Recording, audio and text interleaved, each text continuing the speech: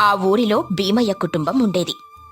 భీమయ్యకు తల్లి దేవి, భార్య లక్ష్మి, కొడుకు రాము ఉండేవారు. భీమయ్య ఎప్పుడూ ఉత్సాహంగా ఉండేవాడు కాని ఆలోచనలతో కాదు, మితిమీరిన స్వేచ్ఛ, మద్యం అలవాట్లు, పని వదిలేసే అలవాట్లు, ఇలాంటి వాటితోనే గడిపేవాడు కాలం. దాంతో వాళ్ళ కుటుంబం ఎన్నో బాధలనుభవించేది. ఇప్పుడు తాగుడేనా నీ పని? కొంచెమైనా బుద్ధుండాలండి ఇలా ప్రవర్తించడానికి. కష్టపడడం, ఆ డబ్బుని తగలబెట్టడం, ఇదే నీకు తెలిసిన పని. మనకంటూ ఒక కొడుకున్నాడు, మర్చిపోయావా? వాడి జీవితం కోసం ఆలోచించావా? ఇదంతా చూడ్డానికే నేను ఇంకా ఎన్ని రోజులు బ్రతికున్నానా? పాపం లక్ష్మి కష్టపడి డబ్బులు తెస్తుంది, నువ్వేమో ఇలా డబ్బు వృధా చేస్తున్నావు. నువ్వు నా కొడుకని చెప్పుకోవడానికి చాలా బాధగా ఉందిరా.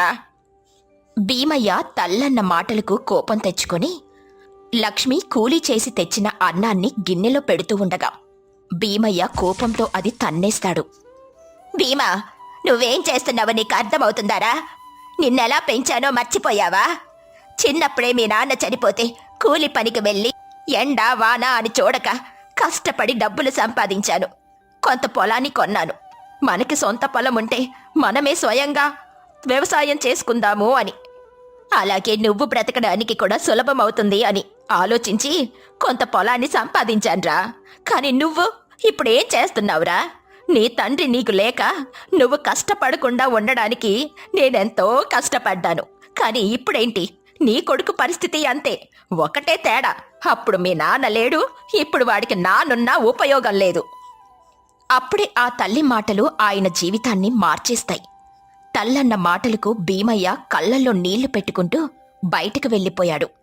ఆ రాత్రి ఆ ఊర్లోని ఉన్న ఊరి పెద్ద రాఘవయ్య దగ్గరకు వెళ్ళి, నన్ను నేను మార్చుకోవాలి అనుంది. ఎలాగైనా బ్రతకాలి. ఏదైనా పనుంటే నేర్పించండయ్యా దయచేసి. ఏమిటి భీమయ్యా, ఎంత మార్పు నీలో? నమ్మలేకపోతున్నాను. ఇప్పుడే నాకు జీవితం అంటే ఏంటో తెలిసింది. జీవితంలో తాగి తాగి ఇలా రాక్షసుల్లా మారి కుటుంబాన్ని బాధ పెడుతున్నానని నాకిప్పుడే తెలిసింది. ఇప్పటి నుండి నా కుటుంబం కోసం నేను బ్రతకాలి. నాకేదైనా దారి చూపించండి. భీమయ్య, మనిషి బ్రతకడమే గొప్ప విషయం కాదు. ఎవరి కోసం బతుకుతున్నాం, ఎందుకు బతుకుతున్నామో తెలిసినప్పుడే జీవితానికి అర్థం వస్తుంది. రేపటి నుండి నాతో కలిసి పొలం పనికిరా. సరే అయ్యా, రేపటి నుండే వస్తాను. అవునన్నట్టు అడగడం మర్చిపోయాను. నీకు పొలం ఉండాలి కదా, ఉందా ఇప్పుడు? ఉందయ్యా, కానీ తాకట్లో ఉంది. మీ దగ్గర పనిచేసి ఎలా అయినా తాకట్టులో ఉన్నదాన్ని విడిపించుకోవాలి. మంచి ఆలోచన భీమయ్యా. నేను ఏ పని చేయగలనో నాకేం అర్థం కావట్లేదయ్యా. నాకే పని రాదయ్యా. ఏ పని మొదలు పెట్టకుండా ఎవరికి ముందుగా ఆ పని రాదు. మెల్లమెల్లగా పనికి అలవాటవ్వాలి. అలాగే మనలో తపన ఉంటే ఆ పని ఖచ్చితంగా వచ్చి తీరుతుంది. అలా రాఘవయ్య గారి దారిలో భీమయ్య జీవితానికి మలుపొచ్చింది.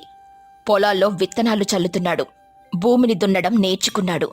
మొదటి తనకి రాకపోయినా కష్టపడి పనిచేసి 3వ నెలకి తన దేహాన్ని కఠినం చేసుకున్నాడు. బతుకులో తొలి సంతృప్తి భీమయ్యకు అప్పుడే వచ్చింది. సంపాదన కాదు, పని చేస్తున్నానన్న భావనతో ముందుకు నడుస్తున్నాడు భీమయ్య. శభాష్ భీమయ్య, ఇలా చేస్తూ ఉంటే నీలో నిజమైన మార్పు వస్తుంది. చేస్తున్న పనిలో గౌరవంగా ఉంటే గుర్తించిన చోటే జీవితం వెలుగుతుంది. అవునయ్యా, మీరు చెప్పింది నిజమే.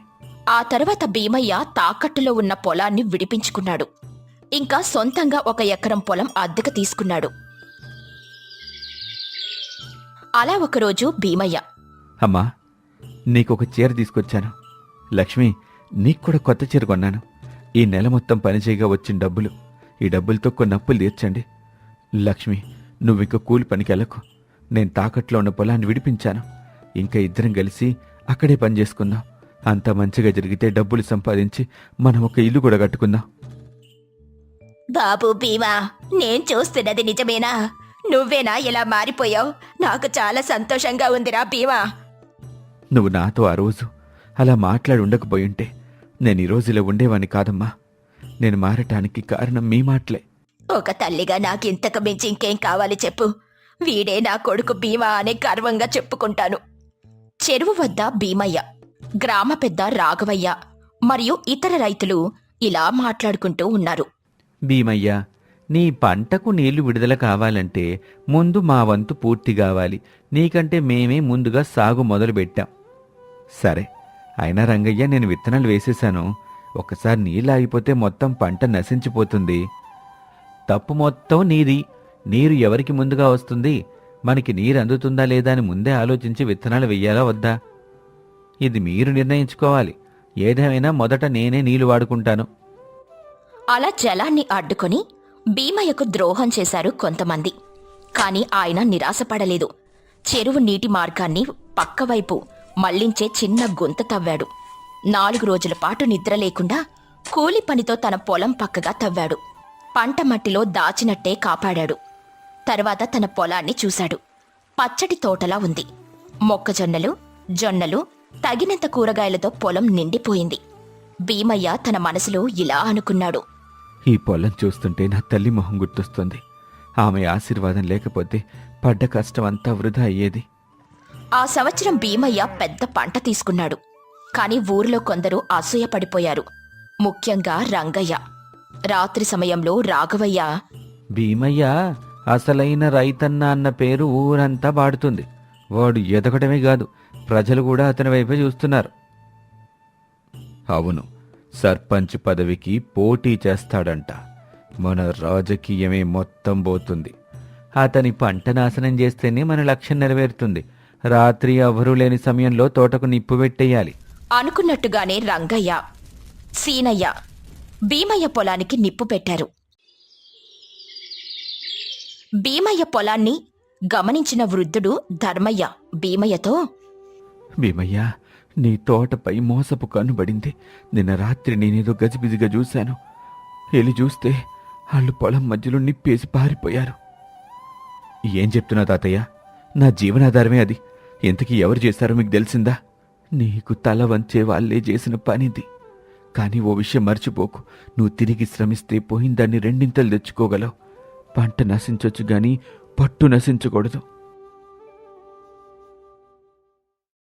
కొన్ని రోజుల్లోనే భీమయ్య మళ్ళీ మంచి స్థాయికి వెళ్ళాడు.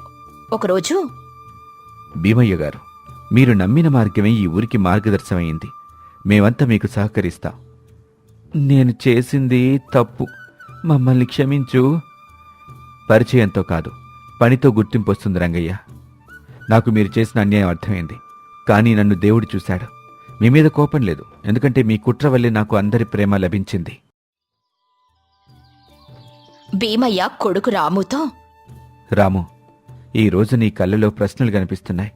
మా నాన్న ఎందుకు ఇంతగా కష్టపడుతున్నాడు అనిపిస్తుంది కదా నీకు? నిజమే నాన్న, కొందరు అడ్డదారుల్లో గొప్పవాళ్ళు అవుతున్నారు. మీరు మాత్రం జీవితం మొత్తం కష్టంతోనే గడిపారు. కష్టం అనేది మనతో ముడిపడి ఉండే మార్గం. కష్టంతో వచ్చింది మనతో నిలుస్తుంది. మోసం చేసి సాధించింది నీడలాంటిది, మనతో నిత్యం ఉండదు. మీ జీవితం చూడడం వల్లే నేను కూడా మారానన్నా. మీరు చూపించిన మార్గంలోనే నడవాలి నేను కూడా. 10 సంవత్సరాల తర్వాత గ్రామంలో పండుగ. రాము పెద్ద రైతుగా, నాయకుడిగా నిలబడ్డాడు. గౌరవ వేదికపై మాట్లాడుతున్న రాము, మా నాన్న భీమయ్య చూపిన మార్గమే నాకు మార్గదర్శనం. ఆయన జీవితం ఒక పాఠశాల. ఓ సేద్య కార్మికుడు ఎంత త్యాగంతో ప్రజలకు ఉపయోగపడగలడో ఆయన ద్వారా నేర్చుకున్నాను. ఈ మట్టిపైనే పడి మట్టి తిన్నవాడిగా మట్టిలో ఉన్నవారికి సేవ చేయటమే నా ధ్యేయం. గ్రామస్తులు చప్పట్లు గట్టిగా కొట్టారు. ఈ కథలోని నీతేంటంటే, ఈ కథలో భీమయ్య తన జీవితాన్ని శ్రమతో మలుచుకున్నాడు. అతని మీద కుట్ర చేసిన వారు కొంతకాలంలోనే విజయవంతులైనట్టు కనిపించినా ప్రజల గుండెల్లో స్థానం సంపాదించారు.